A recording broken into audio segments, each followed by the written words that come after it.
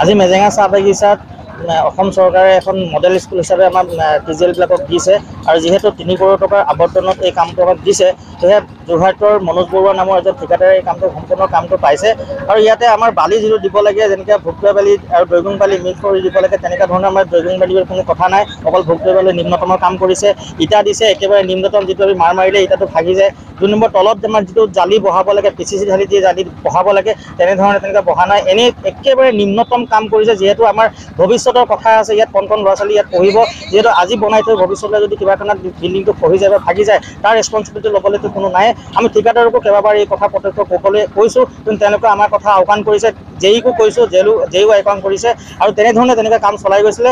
আজি আমি দুইজনে যুৱককেইজনে ওলাই আহি দেখিছোঁ কামটো নিম্নতম হোৱা দেখি আমি কামটো বন্ধ কৰিব লৈছোঁ আৰু এতিয়া বৰ্তমান তেওঁলোকে আকৌ আগৰ কথাখিনি ভঙুৱাই আকৌ কৰিবলৈ আমি আহ্বান জনাইছোঁ। নিয়মিত চাইছে পিনে মই এবাৰ প্ৰথমবাৰতে যিজনক মাতিছিলোঁ, যিজন বিষয়ববীয়া আছিলে, বিষয়াক মাতি তেওঁলোকে ক'লে যে কামটো এনেকুৱা কৰিব লাগিব, তেনেকৈ কৈছে আমাৰ সন্মুখত। কিন্তু পিছ মুহূৰ্তত কি কৈছে সেইটো আমি এতিয়াও মই তেখেতক দুই-তিনিবাৰকৈ ফোন কৰিলোঁ, কিন্তু এই পৰ্যন্ত তেওঁ ইয়ালৈ আহি নাপালে, ফিল্ডলৈ তেওঁলোকে নাথাকে আৰু কোনো চৰকাৰী বিষয়ববীয়া নথকাকৈ এওঁলোকে নিম্নতম কাম কৰি এনেকৈ গৈ আছে। আমি অনুভৱ কৰোঁ কিজানি চৰকাৰী বিষয়ববীয়া আৰু ঠিকাদাৰে মিলাপ্ৰীতিত কিবা কাৰণে কামটো নিম্নতমভাৱে চলাই গৈছে বুলি আমি অনুভৱ কৰিছোঁ।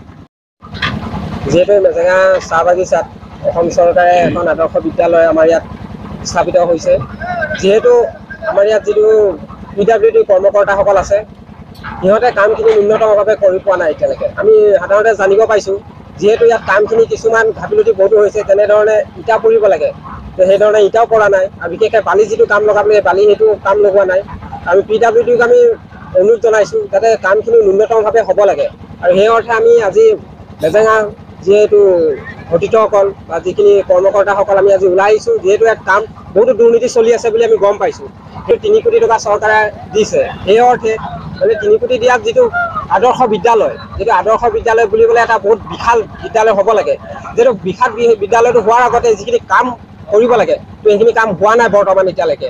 আৰু আমি আহ্বান জনাইছোঁ, যিহেতু ইয়াত কাম যিসকল ব্যক্তিসকল কৰি আছে, সেইসকলে কাম সাধাৰণতে যিখিনি কাম কৰিব লাগে সেইখিনি কাম কৰাই নাই বৰ্তমানলৈকে।